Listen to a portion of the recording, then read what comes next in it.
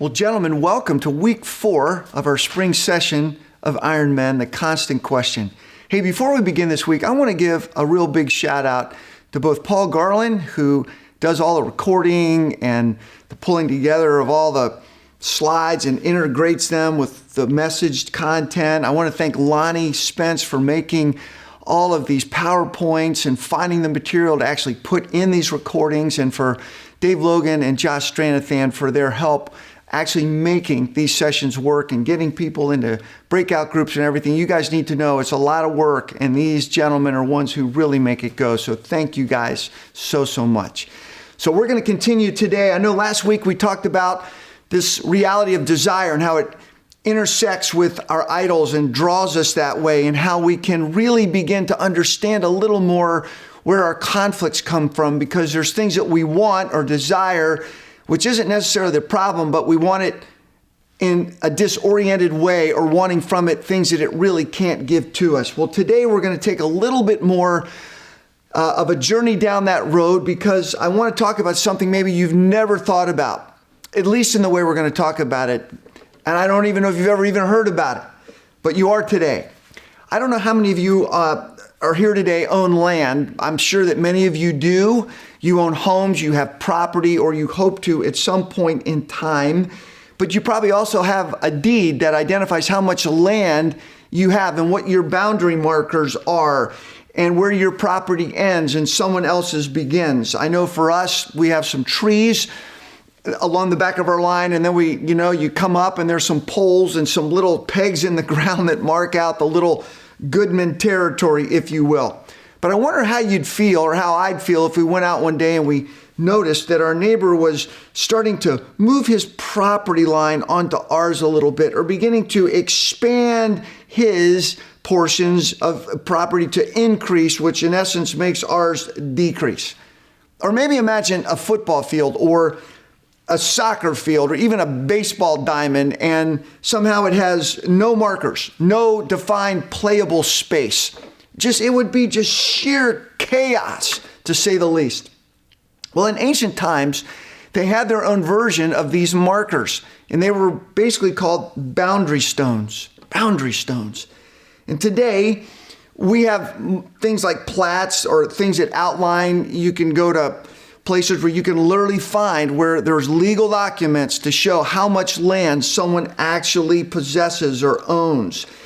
Or maybe pins where one person's property stops and another person's land begins. But in biblical days, boundaries were marked with stones, and they served, so to speak, as a survey pins of someone's personal property, and they were never to be moved. In fact, take a look at what a boundary stone in ancient times looked like.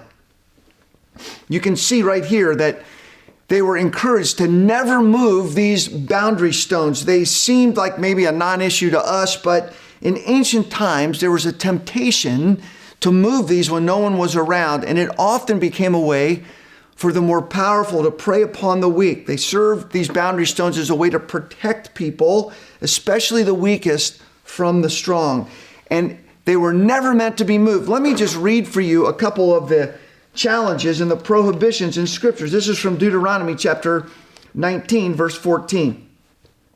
Do not move your neighbor's boundary stone set up by your predecessors in the inheritance that you received in the land that the Lord your God is giving you to possess. The ancient text of Proverbs talks about this quite a bit, but let me give you one more from Deuteronomy chapter 27, verse 17.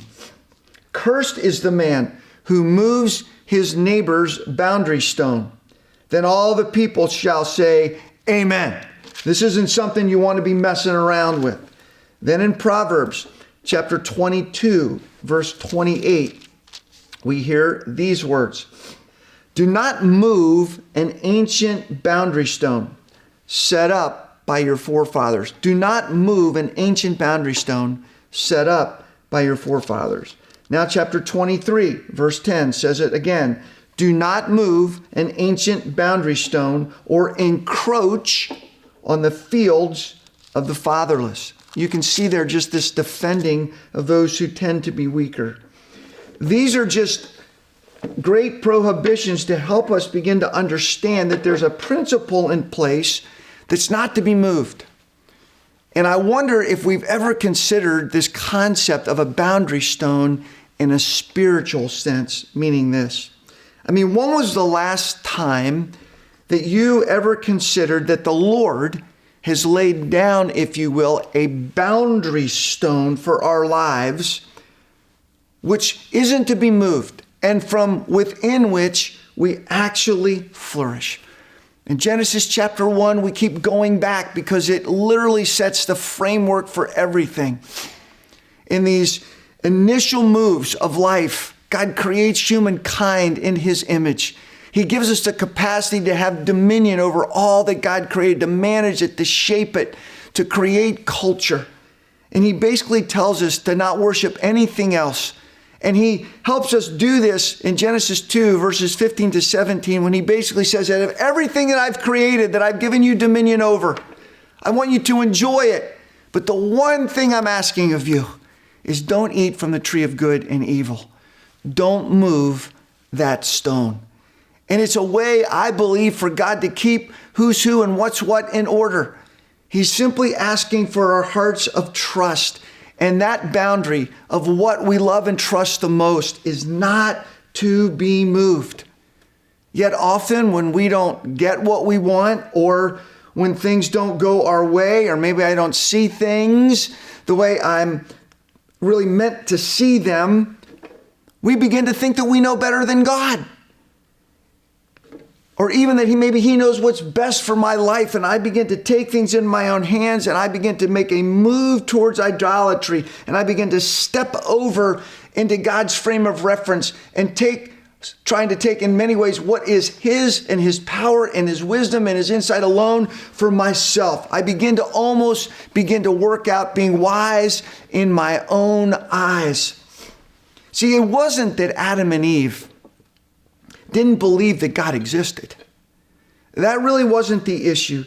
They just felt self-empowered, if you will, to move the boundary stone of what they worshiped, or, if you will, who they trusted the most. But certain things aren't meant to be moved. Certain things aren't meant to be tampered with or messed with. It's just not ours to move. Maybe there's a word you haven't thought much about in a long time, but it's this word syncretism. It means to merge or to assimilate. Many times it's thought of a mixing of faiths being, as opposed to being loyal to one. It's sort of like mixing paints and you come up with something completely different, and the beauty of one color gets lost in the masses. And while that can be a great thing sometimes, when it comes to what we worship, that's a boundary stone we're not meant to move. That's a mixing that's not meant to occur. Because we can end up, and we will end up, worshiping or idolizing. And again, remember, an idol is anything we look to give us a sense of well-being other than God alone. Because then we will begin to decide what we want, what we think can meet those ultimate needs and longings of our soul for significance and security and belonging. Israel displayed this. I just want you to go back in history with me, thousands of years ago. And Israel had spent 400 years, as you might remember, under Egyptian domination. After that time, God comes and he sets Israel free via Moses and his brother Aaron. And God begins to slowly rebuild their faith muscles as he takes them in towards the promised land. And as they begin to move through the desert, God begins to just grow their hearts and reorienting their hearts away from the idols and the things that they saw in Egypt, and beginning to reteach them who he is and what he can do. And they begin to see God part the Red Sea. He begins to lead them by fire by night and a cloud by day. He provides them manna and quails. For 40 years, God takes care of their needs. Listen to these words from Exodus chapter 14, starting at verse 29. But the Israelites went through the sea on the dry ground. with a wall of water on the right and on their left. Can you just imagine that? It says, the day the Lord saved Israel from the hands of the Egyptians, and Israel saw the Egyptians lying dead on the shore. And when the Israelites saw the great power of the Lord displayed against the Egyptians, the people feared or revered rightly the Lord, and they put their trust in him and in Moses, God's servant. In chapter 32 of that same book of Exodus, as the nation of Israel is moving towards the promised land, in the middle of this, as you know, Moses goes to Mount Sinai and he comes and he then gives them the 10 commandments, the first of which, you will have no other gods before me. There's no mixing. We're not meant to move a boundary stone. I don't want you making any graven images as though they're me, and then you worship them, or something else you think isn't me, and you begin to mix it. You kind of want that, and you kind of want me. We're not moving the boundary stone, but crazily, that is exactly what Israel does. Because it says when Moses goes back to Mount Sinai, he doesn't come back within a time frame that they want. And I would imagine that fear and a sense of lacking safety began to rise up in their hearts. And then it says they wanted to go back to Egypt. Imagine that. You know, fear can make us do crazy things when we fear something or we don't get what we want, or things are starting to feel out of control. It's very easy for us to want to go back to what we knew, or to idols, or to things that substitute for God himself to take care of us, as opposed to leaning in to all that God had already shown them. He got them out of bondage. He parted the Red Sea. They literally saw walls of water on either side. They saw bodies of Egyptians who were their captors laying around. God had given them fire by night, a cloud to lead them by day. They had food. They were taken care of. And yet, when Moses, their leader, isn't around, they begin to wonder, where's God? And they began to take things back into their own hands. It's easy to go back, isn't it? I wonder how many times in your life you have been prone to want to go back for a quick response to make you feel better in some way, to give you maybe a little more comfort or peace of mind, as opposed to just trusting who the Lord is and what he has shown you. This is why the word to remember is so profound in the scriptures. One of the things that helps us not go back, or if you will, move the boundary stone to lesser things, is to remember well. I can remember when our second daughter, Jessica, was born. She was a little over 2 pounds and spent the first 2 months in the hospital. We didn't know if she was going to make it, but crazily she did. And I remember at that point we had some massive bills in our life. I won't go into all those stories, but I remember going down at one point to the cashier at the hospital. I said, hey, how much do I owe you? And they said, well, probably by the time she gets out, what insurance won't cover, you're going to owe us $60,000. I thought, man, that's interesting. I knew they weren't going to keep the kid. So I said, well, listen, will you take $50 a month for my lifetime? And the lady kind of laughed. And I said, I'm really not kidding. Or really, I don't know totally what I said, but I'm sure it was something like that. Anyway, through a set of circumstances, some of that got paid off and we were still a little bit short. And one day in the mail, I got the exact amount of a check from a church in Texas.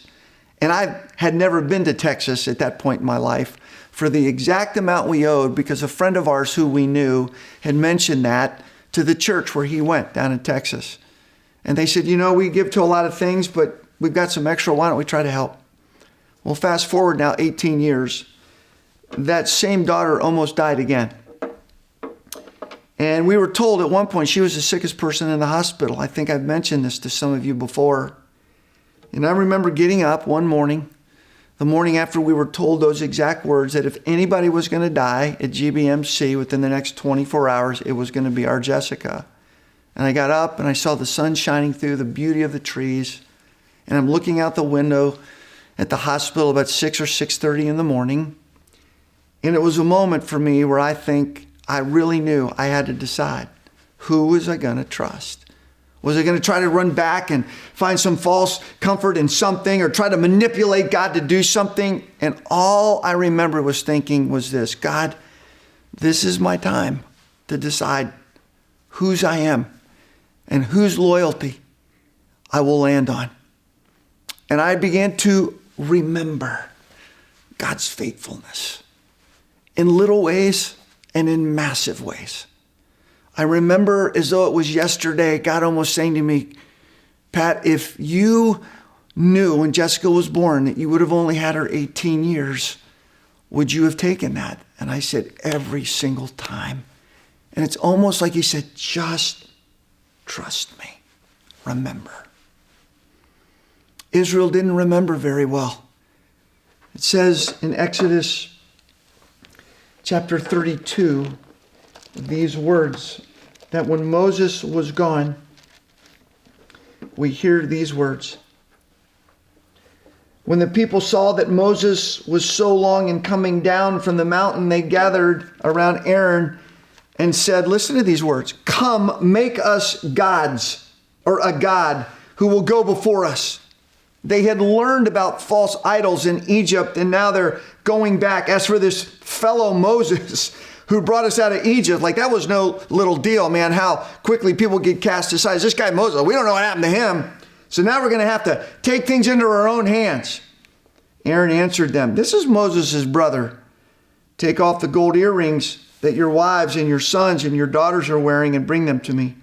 So all the people took off the earrings and brought them to Aaron. He took what they handed him and he made it into an idol cast in the shape of a calf. A calf was known as Apis. We'll show you a picture in just a minute. He fashioned it with a tool. Then they said, these are your gods, O Israel, who brought you out of Egypt. What? But listen to this. When Aaron saw this, he built an altar in front of the calf and announced, tomorrow there will be a festival here to the Lord. Hear this. Aaron saw this. He built an altar in front of the calf. But what they were going to do with the altar in front of the calf was to have a festival to the Lord. That's called syncretism. That's called mixing the worship of God with an idol that they have just made. So the next day, the people rose early and sacrificed burnt offerings and presented fellowship offerings. Afterward, they sat down to eat and drink and got up to indulge in revelry. Then it says that the Lord said to Moses, go down, because your people whom you brought out of Egypt have become corrupt. How quickly they have turned away from what I commanded them, and they have made themselves an idol, cast in the shape of a calf, and they have bowed down to it and sacrificed to it. This is profound, is it not? Israel just experiences the incredible signs of who God is and his faithfulness again and again and again.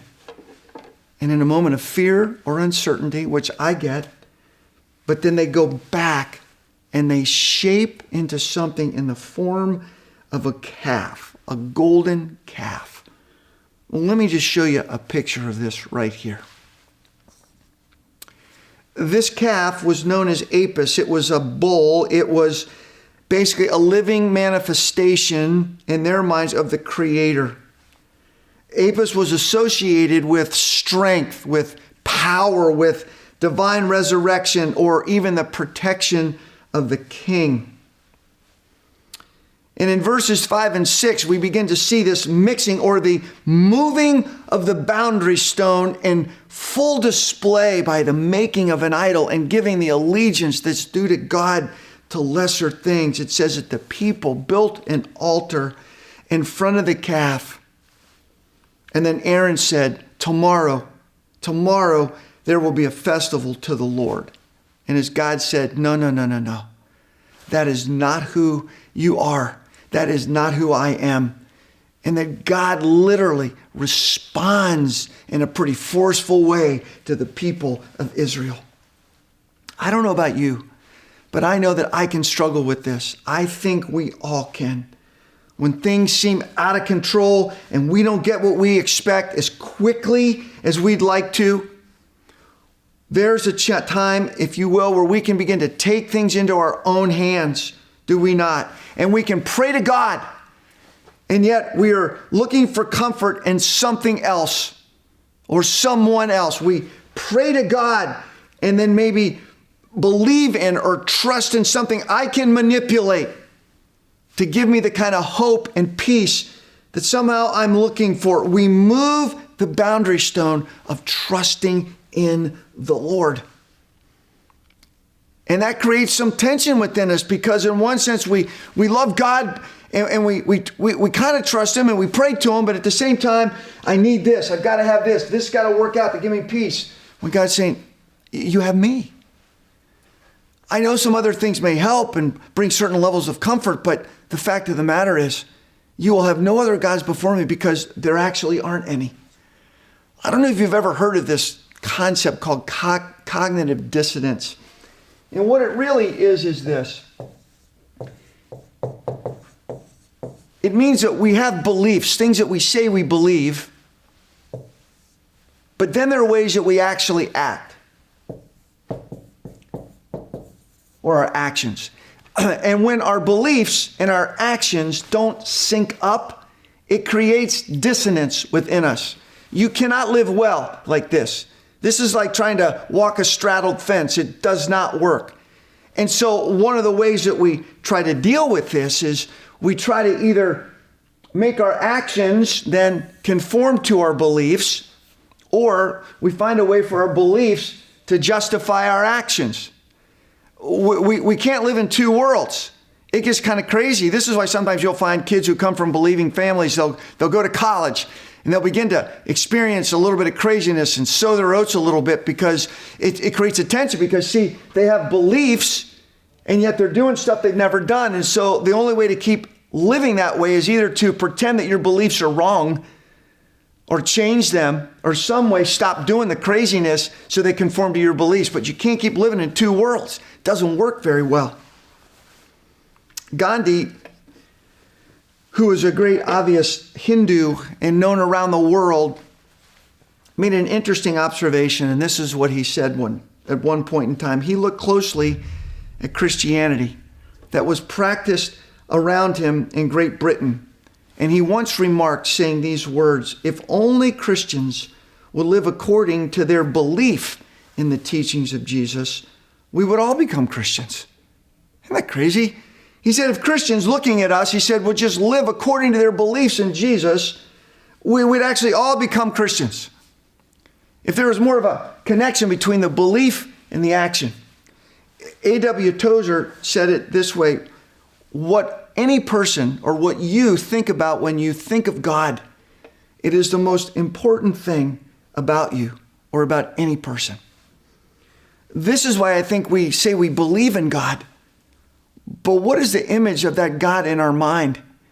And why do we so quickly leave this God we believe in to run to our own form of a golden calf, whatever it would be? It's real easy to read the scriptures and be really hard on Israel. But maybe we're not making things that sit in our room, but I can run to a drink. I can run to affirmation. I can learn to comfort of a different type. I can run to manipulating relationships to get responses the way I want. There's a million things. As you guys know, I spent a lot of time down in Helping Up. And down there, it's a place for men who are struggling with addictions to drug and alcohol. It's intriguing to me that I've met numerous people, including myself at times, that would really be blessed by spending some time at the Helping Up, because we think those are the only things people are addicted to, or drugs and alcohol, or maybe a sexual addiction. But how about other things? We know what some of these lesser gods are. And so let me just give you a couple words of encouragement about how we can maybe not move the boundary stone of worship to God and keep it in place. Here's one. When you sense a pull towards lesser things, that you would just stop and confess your wandering heart to God. Right then. Secondly, maybe you would begin to start keeping a list of things that will help you remember the Lord's faithfulness. Lamentations 3:22 and 23 speak to this, that God's compassions, they never fail. They are new every morning. Great is your faithfulness, Lord. That you would just take some time to catalog a list of God's newness. So when you get tempted to pull away, or God's faithfulness, that you can go back and say, no, I'm not giving my heart to lesser things. You are worthy and faithful of my trust. I'm tempted to go, God, but I'm not. That you got us, so to speak, out of Egypt. You've parted the Red Sea. You've taken care of my needs. I mean, how many times does God again and again and again have to prove himself to us? And so I want to encourage you to think about this, and that every day you get up and say, Lord, today, my heart is yours. And you just begin to keep tabs as you go throughout the day. Keep that little list of the ways that God has proven his faithfulness to you and review it. So when that tug comes, you're less apt to go. Let's take a few minutes to just reflect on this, of where's your heart right now? Is it divided? I don't know. Is it that you believe in God, and yet at the same time you're apt to run to other things for help and comfort? Maybe just take some time to just realign yourself so that the boundary stone of your heart will not be moved. Take a few minutes and ponder these things.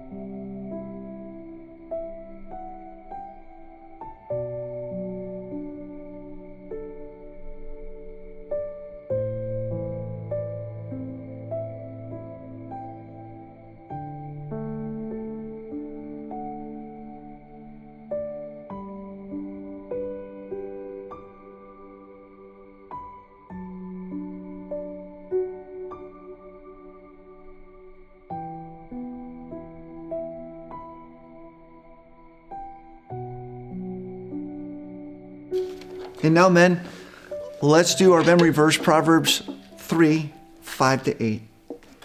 Trust in the Lord with all your heart, and lean not in your own understanding. In all your ways, acknowledge him, and he will make your paths straight. Do not be wise in your own eyes. Fear the Lord and shun evil. For this will bring health to your body and nourishment to your bones. Thanks for being with us for another week. We look forward, God willing, to coming back next week. Let's go back live for a few minutes before we go to our breakout groups.